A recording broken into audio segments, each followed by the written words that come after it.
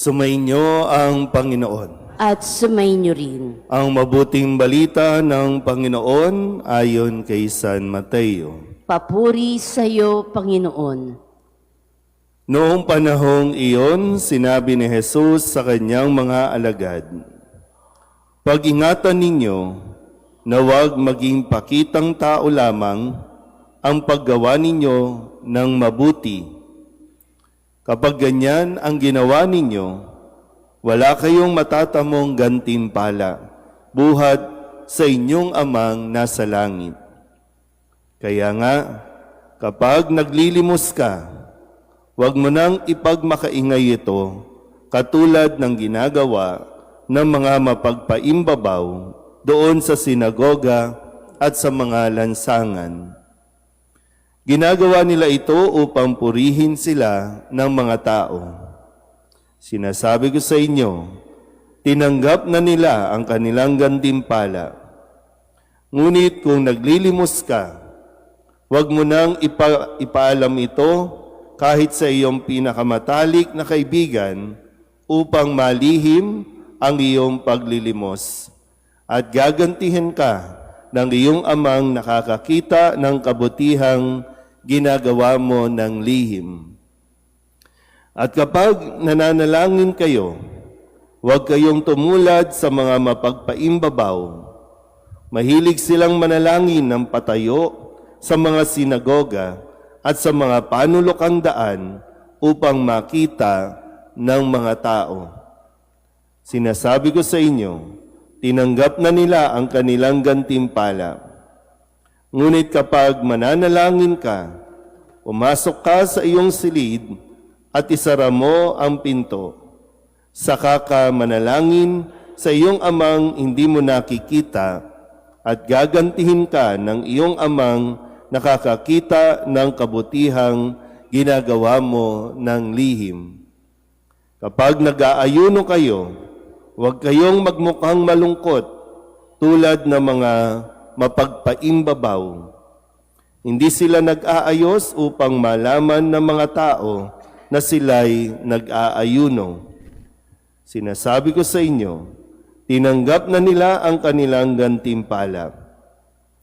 Kapag ikaw ay nag-aayuno, mag-ayos ka ng buhok at maghilamos upang wag mapansin ng mga tao na nag-aayuno ka. Ang iyong amang hindi mo nakikita, ang siya lamang nakaalam nito. Siya na nakakakita ng kabutihang ginagawa mo ng lihim, ang gaganti sa iyo." Ang mabuting balita ng Panginoon. Pinupuri ka namin, Panginoong Hesukristo. Isang magandang umaga po sa inyong lahat. Ngayon po ay Miyerkules ng Abo, hudyat ng pagsisimula ng panahon ng Kwaresma. Sabihin niyo nga po, Kwaresma. Ang Kwaresma ay 40 araw na paghahanda. Na sinasabi din sa atin, 40 araw tayong maglalakbay hanggang sa panahon ng pagdiriwang ng pagpapakasakin, pagkamatay at muling pagkabuhay ni Kristo o ang misteryo Paskal. So 40 days. Alam niyo ba itong papasukin ninyo? Alam niyo ba itong sisimulan natin? Kasi baka mamaya magpapapahid tayo ng abo, pagkatapos wala na, nakalimutan na natin, Kwaresma ngayon. Panahon ito ng mas masinsinang pagninilay, pagdarasal, masinsinang paggawa ng kabutihan sa ating kapwa. Na iniwasan o pinapaalala na wag lang itong maging pakitang tao lamang dahil mawawalan ng saysay ang lahat ng ating pong ginagawa. Hindi ito performance lang.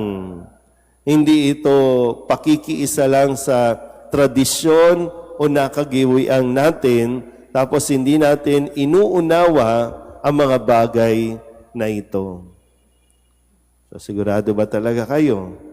Bukas na naman ang pinto, malaki ang pinto natin, pwede nang lumabas kung hindi tayo seryoso at hindi natin alam itong ating sinisimulan. Baka hanggang isang araw lang. Tutuloy ba tayo o ano? Maraming bagay na dapat nating pagnilayan. Ano ba ang mga kailangan kong alisin sa aking buhay? Ano ang mga dapat kong iwasan sa aking buhay na siyang nagdudulot ng ating pong paglayo sa ating Panginoon? Na para bang ngayon, pag magpapalagay ka ng abo, sinasabi mo na pinipili ko ang Diyos. Pinipili kong makilakbay sa Diyos. Pinipili ko ang mabuhay kasama ang Diyos. At yung katotohanan po na ipinapaalala nga sa atin kung paanong yung mga abo na ilalagay sa ating mga ulo, dating sariwa, dating maayos, pero abo na. At yun din ang ating kahantungan, magiging abo din tayong lahat. Tingnan nyo nga mga mukha ng katabi ninyo. Sige na. Magiging abo yan. Kahit gaano yan kalaki o kaliit, lahat tayo magiging abo. Hindi ito pananakot, no? Ang Ash Wednesday o Miyerkules ng abo ay hindi dapat katakutan. Kasi hindi naman tayo tinatakot na mamamatay ka rin. Kundi tayo po ay pinapaalalahanan ng katotohanan na baka masyado ng mataas ang ating tingin sa ating mga sarili, isang araw mawawala tayo sa mundong ito at mailalagay lang tayo sa garapon. Kung hindi man tayo kakainin na lang ng lupa, dahil tayo ay magiging lupa din, mailalagay lang tayo sa garapon. So sino tayo para magyabang sa ating kapwa? Sino tayo para magmalaki sa ating kapwa? Lahat yan mawawala. O pwede ngang kadalasan, baka mauna ka pang mawala kaysa sa mga material na bagay na pinakakayakap-yakap at pinakabibigyan mo ng halaga. Nawa, sa panahong ito, katulad ng paanyaya sa atin sa unang pagbasa, magbalik tayo sa Diyos. Yung katotohanan na tayo bilang tao, mahina, may mga kahinaan, pero wag nating mamaliitin ang lakas at laki ng awa at pag-ibig ng Diyos sa atin.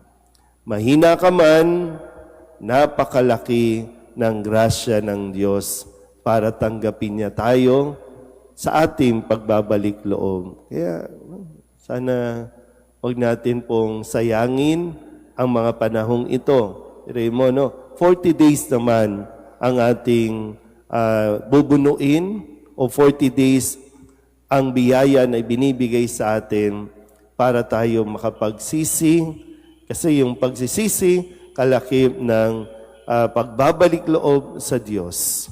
At nawa, wag lang ang ating mga sarili, ang ating pong iisipin, kundi maging ang ating kapwa. Amen.